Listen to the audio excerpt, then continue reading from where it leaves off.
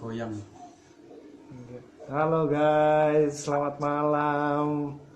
Sesuai dengan janji saya akan menjelaskan bagaimana caranya kita dapat beasiswa ke luar negeri, khususnya ke Australia, tapi nilainya pas-pasan dan bahasa Inggrisnya sebetulnya nggak lancar-lancar amat, alias sebetulnya ya nggak bisa. Sini kok, kamu yang bertanya dong. Jadi ini kawan saya Eko, Sukron Eko, beliau peraih beasiswa di Polandia, juga peraih beasiswa di Erasmus waktu itu kemana ya? Polandia juga. Ke Polandia juga, sudah ke Eropa, menjelajahi Eropa. Hampir semua negara Eropa pernah dilewati ya. Alhamdulillah. Ini geser kok. Oh, geser. Iya. Jadi beliau juga peraih beasiswa ke Cina ya, pernah ke Cina ya? Dapat beasiswa cuman nggak diambil. nggak diambil ya. Tapi kan itu lumayan sebagai pengalaman. Iya. Karena pas itu posisinya dapat beasiswa di Polandia sama Cina, Mas. Jadi pilih salah satu. Oke. Seperti itu.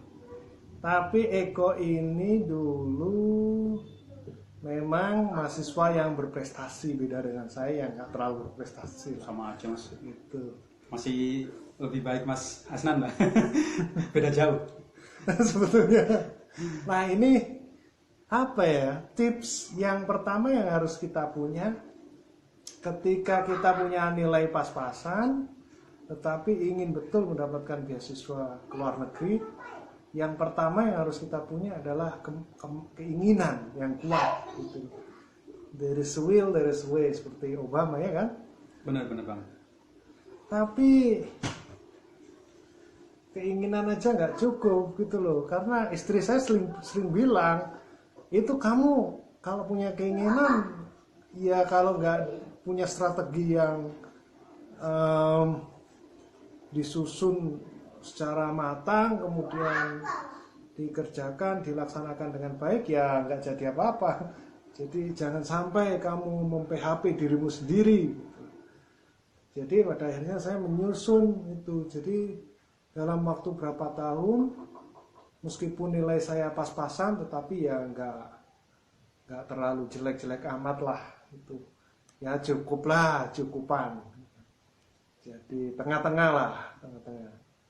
Jadi pada akhirnya saya menyusun rencana kegiatan selama beberapa tahun, 2 tahun. Lalu setiap bulan itu saya memiliki program dan setiap hari saya tahu apa yang harus saya lakukan. Dari situ saya bisa mengukur progres, kemajuan yang saya punya. Kalau kamu gimana kok dulu? Kalau saya dulu khusus beasiswa ya, itu saya tertarik pada beasiswa itu semenjak bangku SMK, Mas. SMK ya. Ketika itu lalu saya cek dulu. Oh, dicek dulu ya, silakan. Iya. Oh, dari tadi nggak bisa ya kok. Gitu. Oke. Sorry. Oke. Lalu bagaimana kok? Ceritakan lah. Iya, pas SMK ya dulu saya pengen banget belajar ke luar negeri itu, khususnya ke Amerika. Nah, ketika itu ada beasiswa AFS Bina Antar Budaya. Beasiswa ini beasiswa pertukaran pelajar selama 1 tahun di Amerika. Yang mana di situ kita tesnya harus melewati beberapa tahap, dan tahap yang terakhir itu tahap interview. Seperti itu. Ini ada banyak teman yang apply, gagal di tahap pertama, diseleksi lagi, gagal di tahap kedua, diseleksi lagi, sampai ke tahap 3. Dan alhamdulillah saya lolos di tahap ketiga, yaitu tahap interview. Tapi sayangnya di tahap interview ini saya gagal. Gak tahu kenapa ya, biasanya kalau itu bedanya ya, kalau saya nggak pernah gagal, kamu agak kesini. Sini. Iya. Biasanya kayak interview sama psikotes biasanya saya gagal. Nah kalau yang interview dulu itu kemungkinan karena saya tidak bisa bahasa Inggris 100% gitu. Jadi pas di interview saya kadang-kadang kalau nggak bisa kalau lupa atau nggak bisa bahasa Inggrisnya saya pakai bahasa Indonesia, jadi campuran seperti itu. That's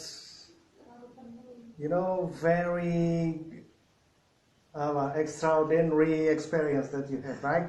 So inilah, saya dulu nggak bisa bahasa Inggris loh guys, pemirsa.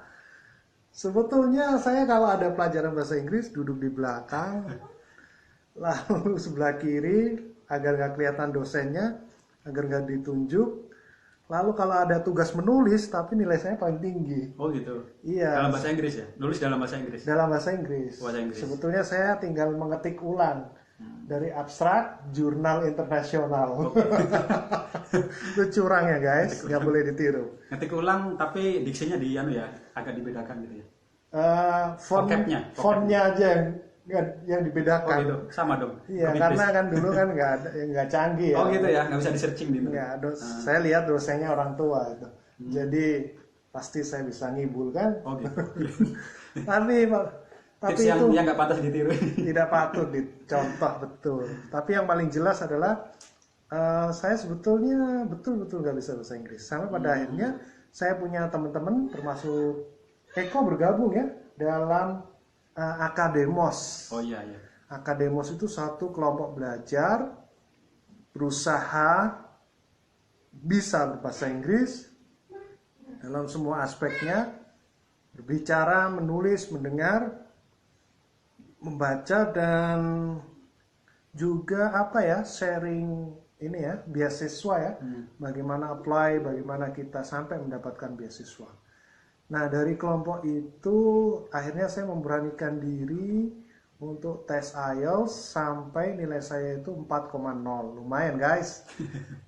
4,0 itu listeningnya, 4,5 listening. Tapi overall score itu 5.0. Itu saya nggak tahu, tapi kenapa saya apply beasiswa. Ada 5 beasiswa, 2 ke Amerika, 1 ke Universitas PBB, 1 ke Jerman, 1 ke Australia, tapi semuanya lulus dengan bahasa Inggris yang nggak terlalu bagus, dan yang jelas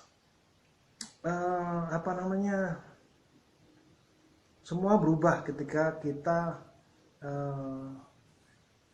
menambah porsi belajar, menambah usaha, menambah konsentrasi, dan menambah segalanya, terutama mengasah kemampuan kita dalam bahasa Inggris. Saya pikir itu hal yang sangat masuk akal. Kalau kita nggak bisa ya belajar. Tapi guys, yang harus kita tahu bahwa sebetulnya bahasa Inggris itu susah banget kalau dipelajari. Betul nggak kok? Ya, benar sekali. Tapi dulu saya pas nggak diterima itu di Amerika itu, saya ini kan sini sastra. Sini. Saya mengintrospeksi diri, kira-kira apa yang ini sastra guys. Apa yang gagal? Kira-kira apa yang membuat saya gagal di tes interview itu? Terus saya lihat, bahasa Inggris saya jelek ya. Jadinya saya setiap malam itu ngambil kursus bahasa Inggris, Mas. Wah, ya. Itu. Setiap malam setelah habis sisa itu saya kembali lagi ke sekolah. Di sana ada sekolahnya kan ponpes gitu. Ya kan. Saya balik lagi ke sekolah, ada kursus di sana setiap habis sisa. Jadi saya setiap hari hampir 2 tahun saya. Hampir 2 tahun. Iya. Tak bisa pulang jam 10 malam. Itu paling cepat lah kira-kira jam 10 malam. Tapi sebetulnya memang bahasa apapun kalau dipelajari itu susah banget. Tapi begitu dipakai, semua yang susah jadi gampang. Jadi saya lihat itu, kenapa itu orang-orang yang kerja serabutan ya, cuci-cuci mobil gitu. Kemudian OB, office boy, membersihkan toilet dan lain sebagainya, dapur, apartemen orang, itu kenapa bahasa Inggrisnya jauh lebih baik daripada ini pelajar ya. Ternyata itu karena dipakai, dan saya mengalami sendiri ketika bahasa itu dipakai, kita berbicara menggunakan bahasa asing, bahasa Inggris, mendengar bahasa Inggris, menulis berbahasa Inggris, tidur bermimpi berbahasa Inggris, yang semua Inggris, jadi itu gampang sekali, seperti bahasa Jawa Surabayaan lah, ya kan? Jadi guys, sebaiknya bahasa itu dipakai. Tapi kalau benar-benar belum bisa sama sekali, gampang. Tips yang pertama adalah dengerin musik atau nonton film yang titlenya ini ya Inggris ya. Jadi film Inggris, subtitlenya Inggris, lalu hafalin per kalimat sampai persis apa yang ada di film di depan cermin.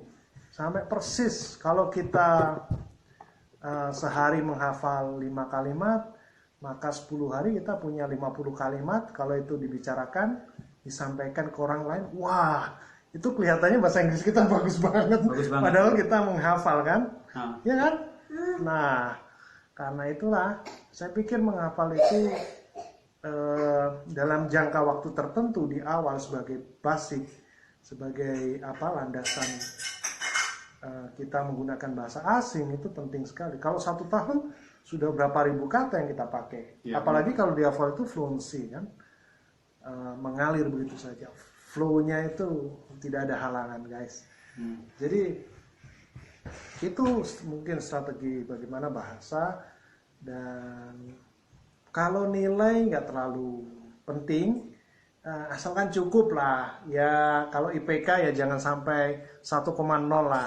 Kebetulan saya pernah menjadi peneliti juga beasiswa sebagai asisten peneliti, seorang profesor di Department of Malay Studies di National University of Singapore NUS Singapura selama beberapa tahun, tapi bolak-balik Indonesia Singapura.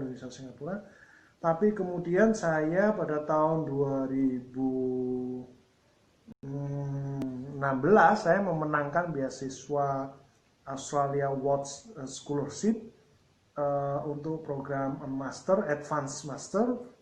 Spesifikasi saya Law of War and International Relations.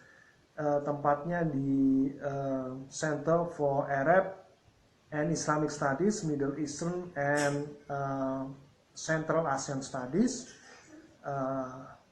di College of Arts and Social Sciences di Australian National University Australia di Canberra, bacanya Canberra. Ingat guys, kalau orang Surabaya bacanya Canberra, kayak bapak saya. oh gitu.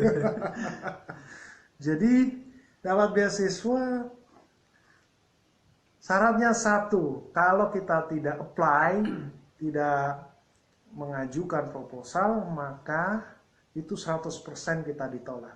Tapi kalau kita apply, bagaimana Eko?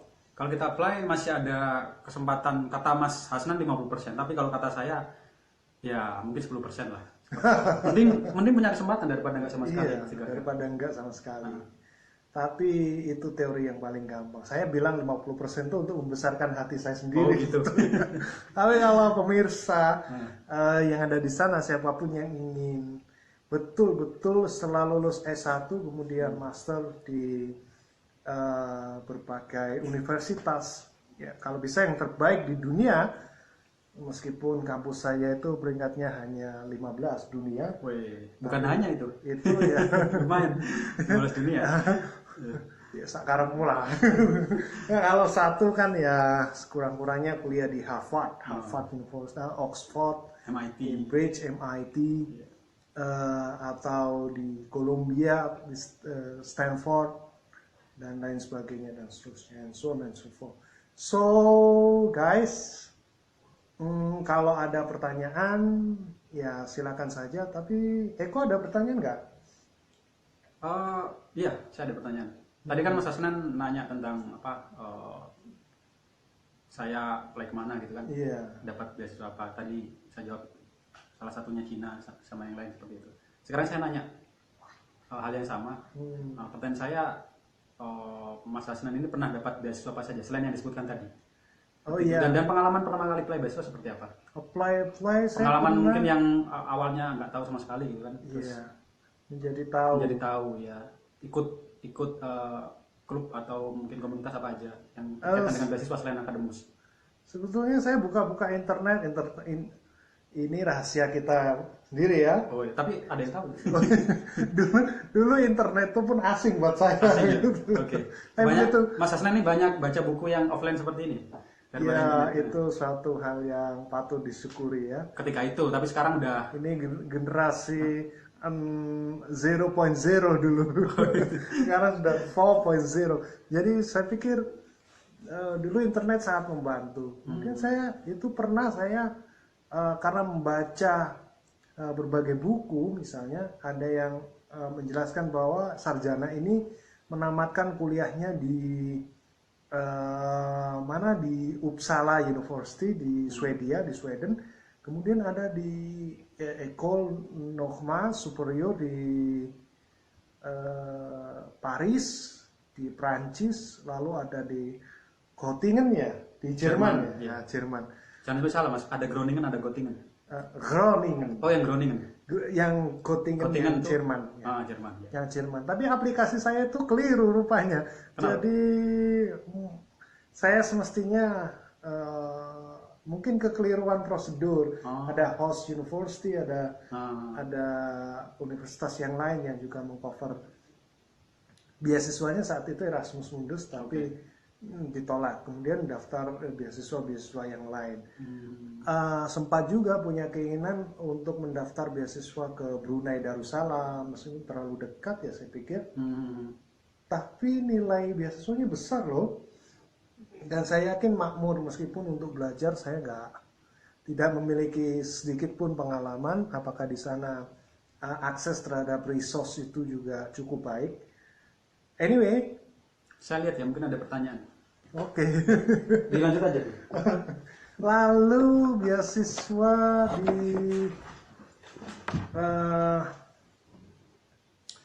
di mana ya?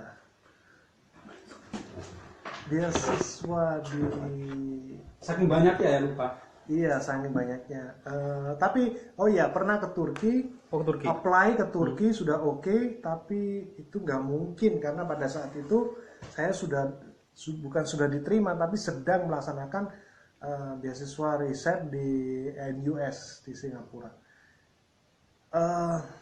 Ya harus kita tahu NUS itu secara ranking tinggi banget ya, Tinggi banget. guys. 10 besar ya dunia ya. 10 besar Bahkan dunia. 5 besar kalau nggak salah ya. Kalau Nggak nggak sampai. keliru nggak sampai. Nggak sampai ya. Mungkin kalaupun nggak 10 besar ya 11-12. Ya antara NUS dengan NTU, National University of Singapore and Nanyang Technological University. Nah, ya yang ke Turki itu di Ankara University untuk jurusan filsafat. Lalu saya nggak jadi, tapi pernah apply juga ke Cina. Ke Cina, ke Peking University, saya nggak jelas bagaimana cara bacanya, saya nggak bisa bahasa Cina. Ini Hauma gitu aja misalnya. Si.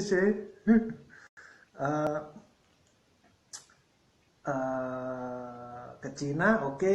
Ke Rusia hanya punya pikiran aja, nggak sampai apply karena nggak punya duit. Konon katanya partial scholarship yang diberikan atau beasiswa sebagian, tidak penuh.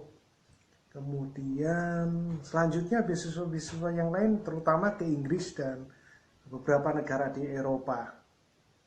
Apply ke Aarhus University, Copenhagen University, kemudian School of Oriental and African Studies University of London, SOAS London, kemudian di Roehampton University, Westminster University, kemudian sampai pada universitas di mana ya, yang itu bukan Göttingen tapi ada satu lagi Di Jerman juga. di Swedia. Oh Swedia. Ya ada kampus terkemuka di Swedia, tapi saya lupa namanya. Nah, yaitu pada akhirnya ya inilah. Ya di Australia saya pikir juga orang ini kan memiliki kualitas pendidikan yang gak kalah jauh kan. Tapi dari sisi mungkin ranking dunia dan apa ya posisinya di antara universitas-universitas yang ada di dunia itu cukup baik, terutama di ANU, Australian National University. Lupakan soal itu, bagi saya adalah sudah bisa kuliah saja itu sudah bagus. Iya. Jadi cita-cita saya sederhana kok waktu itu. Sudah bisa kuliah itu sudah bagus. Nggak harus lulus. Oh gitu. Iya. Jadi waktu saya lulus itu kebetulan saja. Kebetulan meskipun nilai saya ya ngomong-ngomong ya masih high distinction lah. Oh gitu ya. Iya, 9 lah.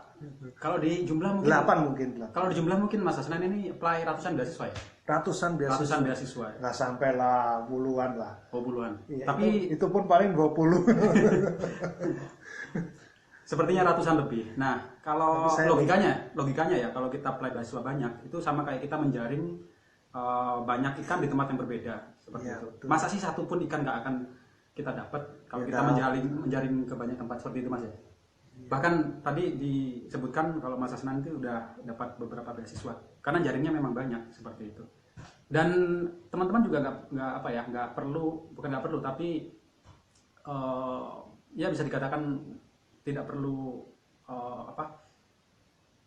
tidak perlu meniru cara kita bisa memakai cara kita sendiri untuk mendapatkan beasiswa seperti itu. Iya. Ada juga yang apply 1 kali langsung lolos seperti Tapi itu. yang penting modalnya. Modal apa itu? Itu apa yang memungkinkan agar aplikasi beasiswa kita diterima. Kalau Eko jadi juri kan, jadi tukang seleksi beasiswa, itu apa yang akan dibaca sehingga orang itu bisa menerima. Oh seperti itu ya? Iya, itu saya pikir ya portofolio. Ya salah satunya ya. Karya, kemudian karya ya, bisa karya akademik, non akademik. Eko ini bikin robot, robot kapal selam yang dikendalikan jarak jauh. Konon katanya akan sangat bermanfaat untuk kendaraan perang, kendaraan militer, teknologi canggih. Tapi saya bilangnya sih itu mainan anak-anak. Ya. Saya masih ingat dulu 3 tahun lalu Mas Hasnan bilang kamu buat mainan gitu. Eko buat mainan ke Eropa guys. buat kapal selam kendali jarak jauh itu kan mainan kita. Ya Allah, Eko kamu beruntung sekali sih. Itu hal yang nggak bener itu. Buat mainan diundang ke Eropa. Buat mainan. Tadi sempat ikut kongres NPP dunia ya di Washington di DC ya. Ada 2. Yang pertama di Jerman. Ketika itu ketemu sama Pak Habibie dan juga anaknya Pak Ilham. Sempat ngobrol sama Pak Ilham Habibie. Ilham Habibie kan? Oke. Terus yang kedua di Washington DC. Oke, itu suatu prestasi guys. Mana Ya, mungkin. Rumah kamu mana sih kok? Kenapa? Rumah kamu? Pasuruan. Pasuruan Jawa Timur guys. Ke Amerika itu hal yang wow. Dan ke Amerika itu gratis juga. Itu gratis. Gratis ya. Iya. Kamu kenapa nggak ngajak-ngajak saya waktu itu ya? Sampai masih kuliah. Oh iya. Pengennya sih ngajak. Iya itu dia guys. Tapi itulah. Ya kita punya style sendiri-sendiri. Tapi yang jelas nilai kita kecil gak jadi soal. Nilai pas-pasan itu biasa. Biasa ya. Tapi yang luar biasa adalah usaha kita. Yakinlah setiap usaha itu pasti akan menuai hasil apapun itu kan guys. Iya. Saya masih ingat moto saya yang saya tulis juga di buku. Manjata wajata.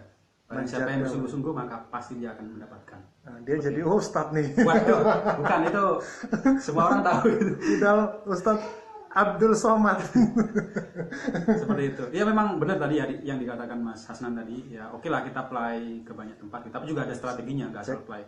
Kalau kita hanya melamar bahkan sampai ratusan atau ribuan, itu belum tentu juga kita diterima.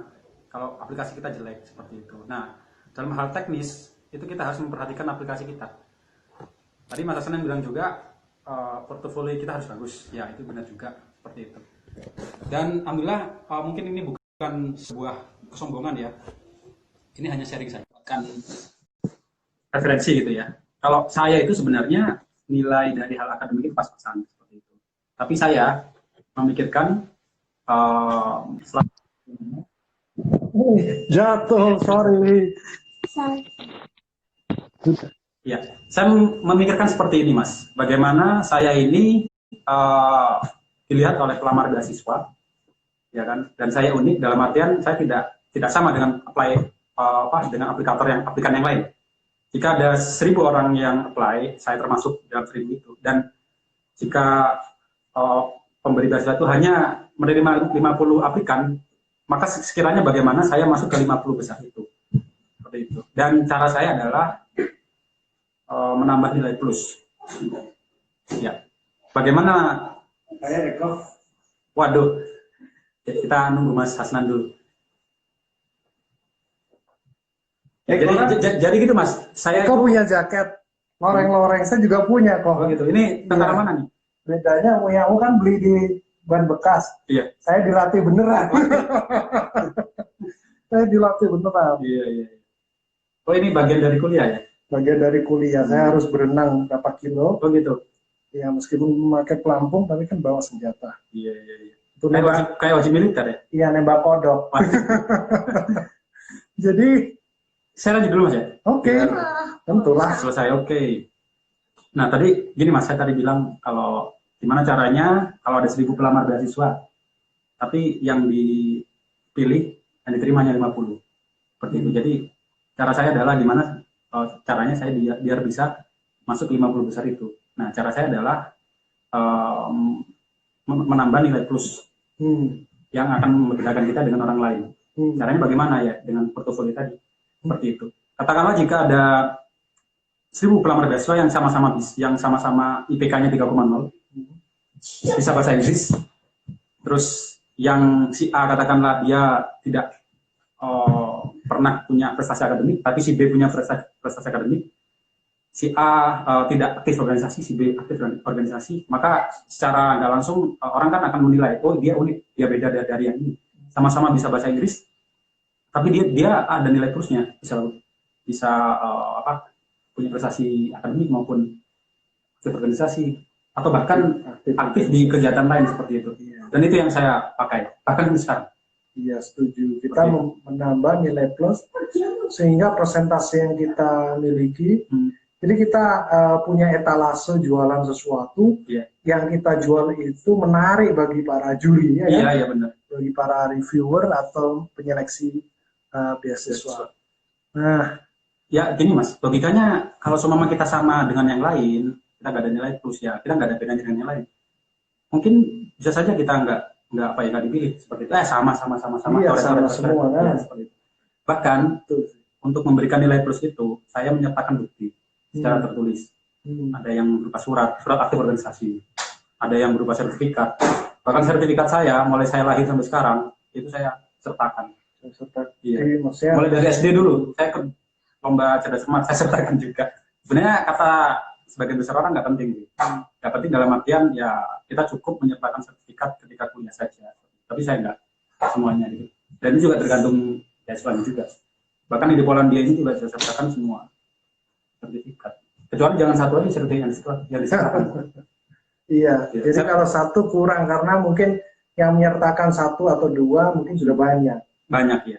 Kalau yang menyertakan banyak, dianggap orang itu nggak penting, justru itu akan dipertimbangkan kan?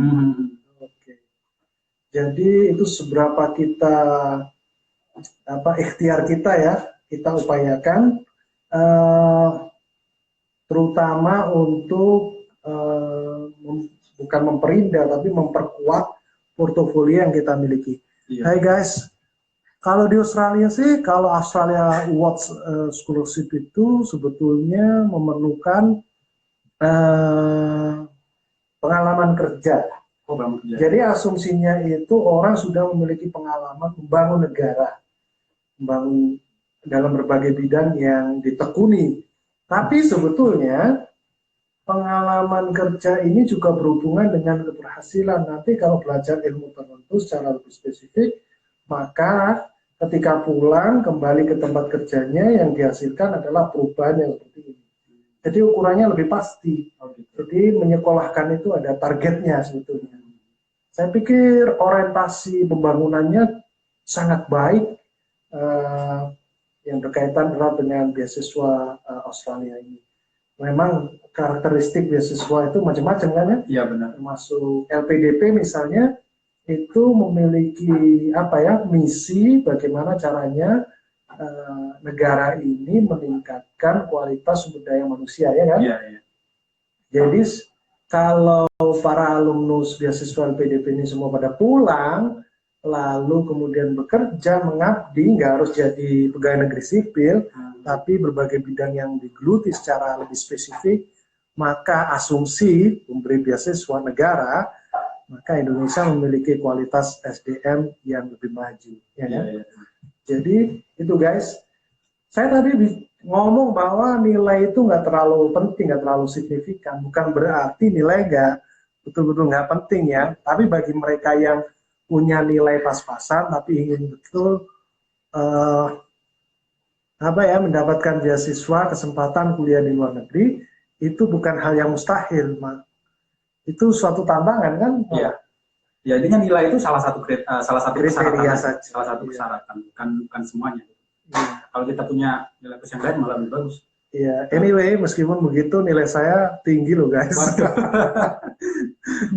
Berapa kalau di Indonesia kan? Indonesia kan cum laude, jadi S1 saya itu saya masuk seleksi itu terbaik, keluar terbaik. Begitu. Iya sekali. Jadi itu salah satu kriteria yang sebetulnya nggak terlalu penting menurut saya pribadi. Menurut penyeleksi beasiswa itu ya penting, tapi nilai bukan segala-galanya. Yang paling penting adalah bagaimana ikhtiar kita, usaha kita, pasti selalu ada jalan. Kita mencari, pasti ada solusi-solusi yang harus kita apresiasi, kita tindak lanjuti. Nggak tahu bagaimana cara melamar, ya cari di internet. Sekarang beda banget dengan dulu. Kalau saya kan dulu kan ketika apply beasiswa yang pas SMK itu cuma informasinya dari sekolah saja. Itu bingung. Kalau sekarang itu hampir setiap hari Mas. Hampir setiap hari. Bohong banget kalau nggak ada kesempatan buat kita. Bukan hanya itu, tapi juga bagaimana cara apply-nya dikasih tahu, kriteria nanti yang bagus aplikasinya bagaimana dikasih tahu ya kan. Iya. Kemudian bagaimana membuat proposal riset yang bagus, itu sudah semua ada standarnya dan kita tinggal belajar dan mengerjakan. Kalau kita mau belajar mengerjakan memerlukan bahan, buku-buku, jurnal-jurnal internasional semua sudah terbuka, bisa diakses kan, open access. Dan kalau kita nggak bisa bahasa Inggris, kamus-kamus sudah banyak, film-film berbahasa Inggris juga banyak, bule-bule sudah bertebaran di Indonesia. Tinggal kita belajar, bisa les, bisa kursus, bisa kita pakai sehari-hari dengan teman-teman kita, sahabat kita yang juga punya lingkungan yang saling mendukung. Kemudian kalau kita ingin buat karya, buat proposal, buat apa dan lain sebagainya berhubungan dengan aplikasi beasiswa, itu bisa kita lakukan. Yang jelas kita harus punya plan. Strateginya jelas. Hari ini jam sekian sampai jam sekian saya belajar apa misalnya.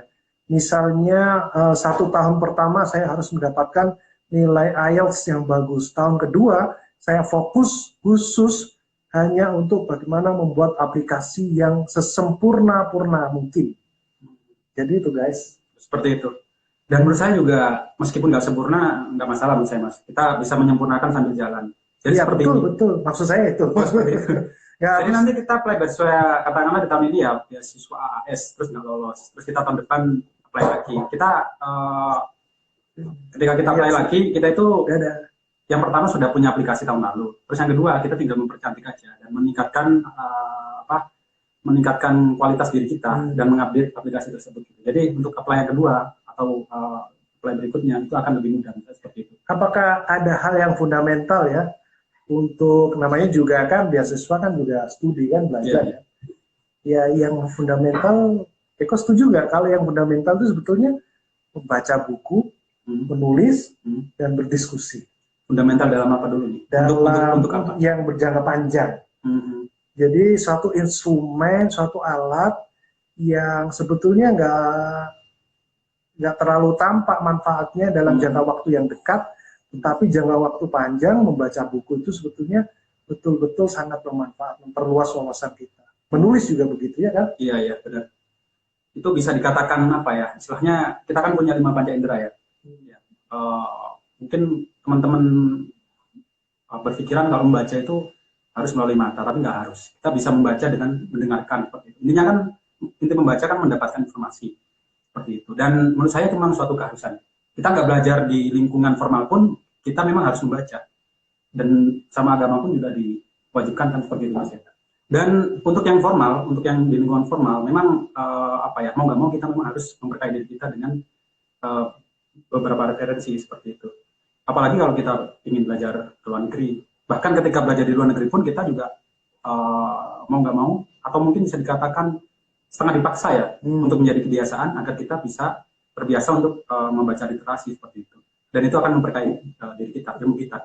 Yang saya tahu sih si Eko ini punya laboratorium sendiri, punya perusahaan sendiri, dia bosnya sendiri. Perusahaan apa? Sekaligus penelitinya, ya kan? Jadi dia punya workshop di rumahnya dan dia menciptakan apa yang dia sudah selesaikan, ya kembangkan lagi mengenai kendaraan tempur itu ya di laut ya.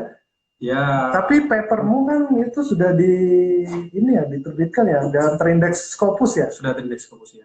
Saya sih juga punya yang terindeks Scopus Q1 ya. Q1 itu top 1 ya. Paling bagus ya. Paling bagus, tapi masalahnya bukan soal produksi bukan pencapaiannya, tapi prosesnya. Saya pikir itu hasil belajar membaca, menulis, berdiskusi bertahun-tahun lamanya. Bertahun-tahun ya. Jadi memang bukan hal yang instan. Tapi karena itulah mari kita perjuangkan. Masih banyak sekali beasiswa yang bisa kita raih. Dan kita sebetulnya nggak punya banyak duit ya untuk kuliah di tempat yang favorit gitu. Kita nggak punya akses finansial yang lebih baik daripada sebagian yang lain. Tapi karena serba keterbatasan itulah maka kita punya lompatan yang menurut kita harus kita perjuangkan. Oke guys, ada pertanyaan saya cek dulu ya kok.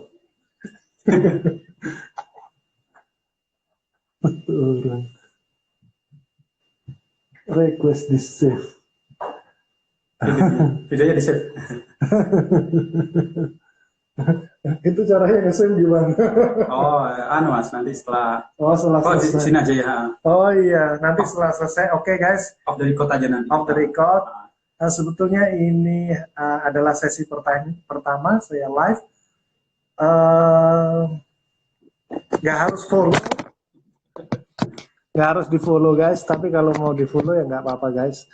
Nggak harus di follow. Tapi kalau di follow ya oke, keren banget.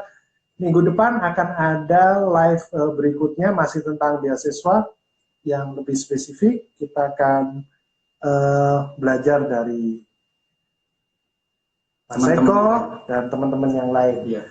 Terima kasih banyak. Ya, sama-sama Mas. Ini ada satu lagi Mas yang mau saya sampaikan Mas. Oke. Ya, bahwa kita kalau ingin apply beasiswa atau diterima beasiswa itu ada beasiswa yang tidak mensyaratkan bahasa Inggris. Iya. Seperti itu. Biasanya beasiswa yang mengatasnamakan negara yang tidak berbahasa Inggris kayak Turki, Cina, dan Polandia. Cina, Polandia, Rusia, Arab Saudi, ya seperti itu. Dan lain sebagainya. Alhamdulillah teman-teman kita Prancis, pernah dapat ke sana. Termasuk saya yang S2 ke Polandia itu sebenarnya tidak ada persyaratan bahasa Inggris.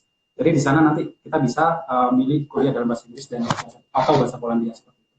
Dan mungkin nanti kita bahas di sesi berikutnya Mas ya.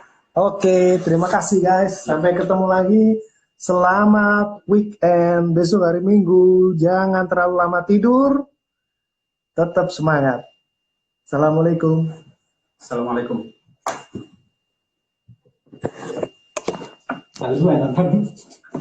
Satu dua yang nonton. Harusnya di share.